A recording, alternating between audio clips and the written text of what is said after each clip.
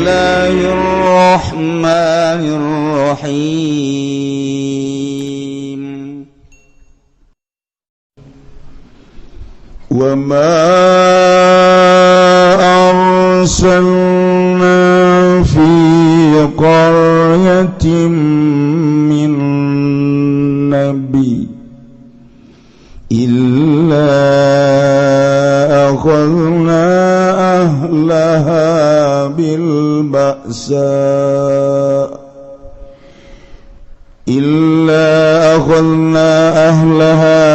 ba'sa wad-dharra'i la'allahum yadharra'un. Wallahu a'lamu bimaradi wa ma arsalna lan warana ngutus susun agung pikaryatin ing dalam nagara min nabiin ing nabi suwiji pakadzabuhu maka nagarakeun ya qaryahu ing nabi illa akhadna angin ngaleping sun sadaya illa akhadna angin nyiksa ingsun agung akobna tegese nyiksa ingsun agung ahla ing ahli qaryah bil ba'sa'i kalawan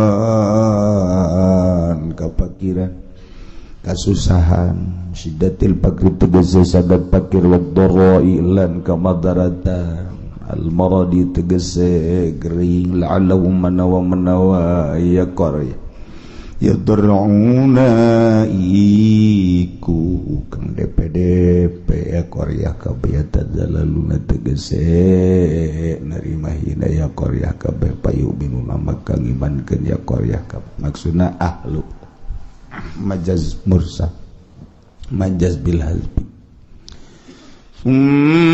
baddalna makana sayyiatil hasanata dharra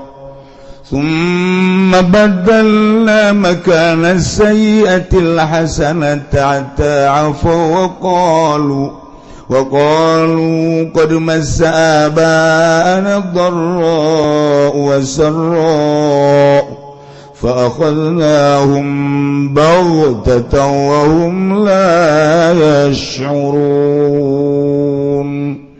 Allah alam bimaradi summa badalna kari-kari ngagentakeun isun agung autoina tegese ngawekeun isun agung mubing qarya makana sayating panggonan ala azabi tegese siksa alhasanata ing kebecikan al gina wasiata tegese kasugihan lan sehat Ata'afu malam-malake ya korya kabeh kasaru tegesake ya korya kabeh wakul wanujab ya korya kabeh kufron nikmati kena ala kupur kadua nikmat ngucap-ngucap yang lapan masabana temen ngenani pirang-pirang bapak ingsun sadaya al-darra apa kemadaratan wasraulan kesenangan kemamasana kaya oleh ngenani ya kaya bayang ka ngenani ya mana insun sadaya wahadi adat udarilan utawi ikilah iki darra wasaroma iku adat zaman walaysat diukubatin lan oranana ya darra lan saroma iku tetep kalawan siksaan minallahi saking Allah pakunu maka ana sirakabe alama antum alaih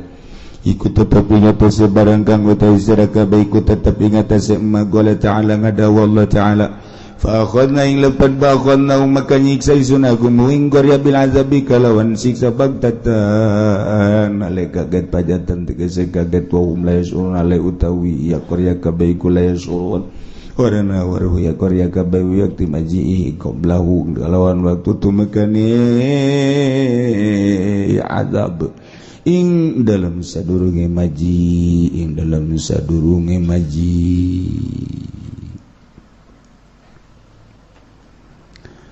Gusti Allah sabada nyaritakeun tentang kisah-kisah umat nu baheula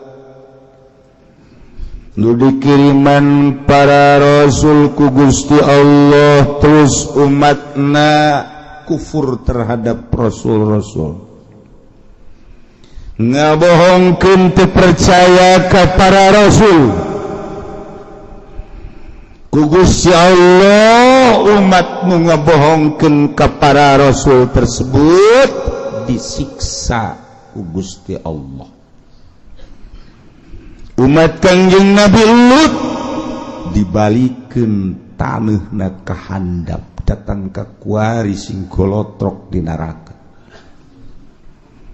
umat Kangjeng Nabi Soleh kitu ken umat Kangjeng Nabi Yunus Kangjeng Nabi Musa terus nu kamari dicaritakeun ku Gusti Allah besi pajar bahwa setelah umat-umat nu baheula dikiriman Rasul teh tamajang umat nu baheula be nu kuari mah moal kitu besi boga anggapan bahwa siksa datang teh ka umat-umat nu baheula sabada umat Kangjeng Nabi mah geus moal aya siksa ka dieuna mah maka Gusti Allah ngajelaskeun secara keseluruhan. Masyaallah.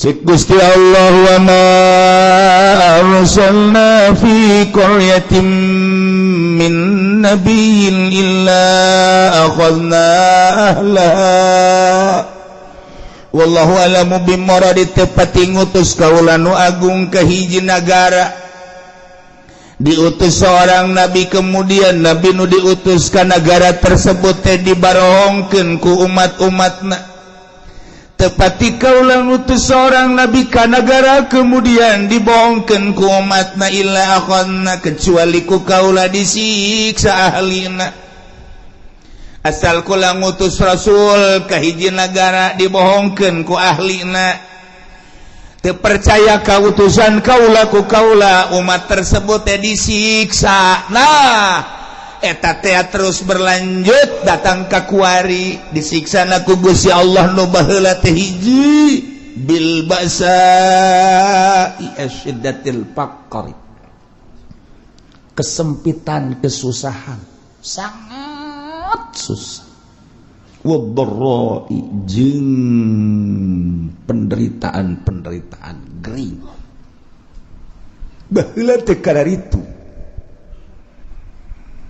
ketika hiji manusia hiji umat di negara kemudian ku Gusti Allah teh diturunkeun seorang nabi titah dakwah ngajakan nauhidkeun ka Gusti Allah umatna dirinya terpercaya kan nabi tersebut inkar ku Gusti Allah selalu diberi siksa dengan cara siksaan teh ku kasangetan fakir penderitaan gering diberi ku Gusti Allah teh paila datang ka hese timbul penyakit maksud Allah kitu teh supaya berpikir manusia la'allahum yatadarra'un la'allahum yadurra'un dibere susah ku Gusti Allah dibere garing manusia maksudnya supaya jelema tadarru ka Gusti Allah nurut ka Rasul nurut ka Nabi nu diutus ku Gusti Allah DPDP supaya tunduk supaya ngarendahkeun diri anu dimaksud kadituna supaya percaya iman ka Allah iman ka para nabi-nabi Allah subhanahu wa ta'ala eta umat nu baheula teh kitu tah heula tah eta teh sebagai contoh nu baheula cak Gusti Allah terus datang ke Kangjeng Nabi Muhammad datang ke sabada Kangjeng Nabi Muhammad tadi kitukeun bae bakalna kayak dibere susah, dibere garing. Maksudnya supaya iman ke Allah. Indonesia baheula teh di zaman kitu Belanda. Urang mun nyaritakeun di zaman Belanda, dongeng-dongeng bapak urang baheula, emak urang baheula. Ngeunahna cente lantaran eueuh roti. Boborosan kunyana dicabut geus mah boros pare geus mah boros kalapa boros panan pandan dan lain sebagainya di dalahar kunyana kunaon eta lantaran eueuh bala-bala didaharkan punya susah kebeladina terus kaleuweung diteangan kunyana buat tangkal iya yang ngeunah ieu aya swag dicabut dibawa ka imah terus dipasian terus dikulub golotrok di dahar di kalapaan cak langeun aya tetanggana nu nurutan fajar swag kunyana horeng badur mabok nyana eta kan zaman eta teh zaman susah. Nah, ieu zaman susah ya diberes susah ieu keur zaman harita baheulanan, zaman nenek moyang urang baheula. Jadi geula bejana sagala derwak ngeunah nu asak mah sagala cente ngeunah sagala kingkit ngeunah sagala kitu katokak ngeunah. Sagala rupa kudu eta atuh kapan eueuh dahareun nu aya eta atuh geus. Lamun urang nyaritakeun zaman kamari ieu beuh nyabot dangdeur masyaallah sagede jempol teh di pasianan di dahar atah-atah isuk-isuk ku amis yak nyana loba dahar ku ari teu nyeri beuteung kunaon sebab eueuh dahareun zaman eta mah ngeunah jasa zaman kula bae ge lamun urang ngadahar kitu nyaritakeun tentang ngadahar naon dangdeur atah pernah ngadahar kitu huwi nu atah ngeunah ngadahar sao atah ge ngeunah sao atah ya Allah ya Rabbi ku ngeunah eta sao teh komo rada mengkel-mengkel mah ya Allah sao atah tidak nu mantak baheula lamun aya rujak tumbuk teh rujak tumbuk mantep jasa lantaran sagala araratah araraya ngeunah kuari mah kuari loba dahar teu ngeunah nu kos karitu nah ieu dibere hararese ku Gusti Allah tapi eta jelema lamun ba'da magrib breng ngararaji ka imah ustad nu tinggalin ngaraji kabeh mari usahana ge teh yang dibayar jeung hayang-hayangan ge nu mayar ieu harita geus pokadaot duit teh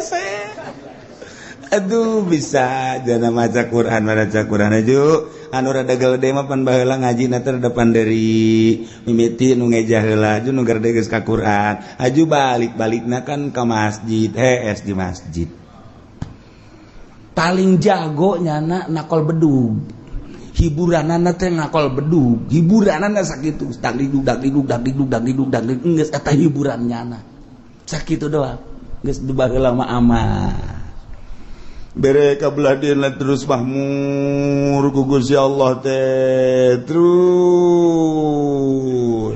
engke paroho deui ka Allah jadi bere susah deui ku Allah kuari leletikanana ya kieu bae ini mah keur carita perorangan we ulah kabehan ada perorangan ini kege kaharti kakabehan ge kege kaharti kakabehan. Assalamualaikum. Waalaikumsalam. Duh, Kiai, doakeun kula. Naon? Kula dek dagang Kiai, aduh boga modal supaya maju bae. Namun maju mapan masjid tuh omeaneun jangnya teh pondok pesantren amis ngeunaheun kadengena kana ceuleuh. Ngeunaheun nya geus pokona mah kula mendek ibadah bae. Geus doakeun ge padahal tadi doakeun ge wae sugeung we keur carita perjalanan. Yo cek ya itu sing bener itu si dagang kayak seminggu datang deh kalau minggu datang deh wah gede hiji Waalaikumsalam roh bari geus dia bantingkeun kopiah ge blek sia kunaon ngabanting puyang cenah kieu doakeun ieu kunaon hayang bisa ngazakat cek dah mantep jasa teh ngomong hayang bisa ngazakat berarti hayang sugih kan hayang bisa ngazakat cenah kuali itu bisa ngazakat lain hayang sugih teh inggur hayang bisa ngazakat hayang nyaho ibadah zakat sia ngomong pinter amat eta berarti hayang sugih ya doakeun lah kieu cenah kulo maju geus sebulan sekali datang sebulan sekali terus dibere maju ku Gusti Allah nu kahiji maju nu kadua maju blek rada lambat kayak makanya 3 bulan sekali. Waalaikumsalam kiai hamkurat bisa ka dieu bulan-bulan kamari mah ku ada sibuk ku masalah sih ieu mah doa bae geus kiai set balik deui nya ka Jakarta atau ka gede 1 tahun teh datang Assalamualaikum. Aduh, Kiai, kula ngan bisa lebaran doang cenah ieu ka dieu. Kurang emang sibuk cenah masyaallah. Geus doana bae Kiai mah pokona mah jauh di mata dekat di hati. Oh, masalah. Segala gak dalil segala tuh. Dalil-dalilnya na tuh gak masalah. Oh, beli mobil pleng. Geus teu ka Kiai. Asal teu ka Kiai bae berarti salat ge wallahu a'lam. Salat ya wallahu alam, aya zuhur ke asar henteu, aya asar zuhur henteu, kabelah ditu lah zuhur henteu asar doang zuhur mending geus sekaligus ulah. Henteu lah.